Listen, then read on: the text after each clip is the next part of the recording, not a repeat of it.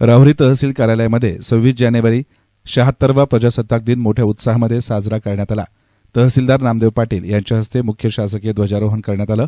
याप्रसंगी पोलीस निरीक्षक संजय ठेंगे, नायब तहसीलदार सचिन आवटी, राहुरी नगर परिषदेचे मुख्याधिकारी ज्ञानेश्वर ठोंबरे, गटविकास अधिकारी सुधाकर मुंडे, भूमी अभिलेख कार्यालयाचे उपाधीक्षक धीवर आदी प्रमुख उपस्थित होते। राष्ट्रगीत, राज्यगीत झाल्यानंतर संविधानाचं वाचन करण्यात आलं। पोलीस निरीक्षक संजय ठेंगे यांच्या नेतृत्वाखाली पोलीस उपनिरीक्षक ज्योती डोके यांनी पोलीस पथकासह राष्ट्रीय ध्वजाला सलामी दिली। शेतकरी ओळख क्रमांक तयार झालेल्या शेतकऱ्यांचा मान्यवरांच्या हस्ते प्रमाणपत्र देऊन सन्मान करण्यात आला। ई सेवा केंद्र, आपले सरकार केंद्र, संग्राम केंद्र या ठिकाणावरून शेतकऱ्यांनी शेतकरी ओळख क्रमांक काढून घ्यावे असं आवाहन तहसीलदार नामदेव पाटील यांनी केलं।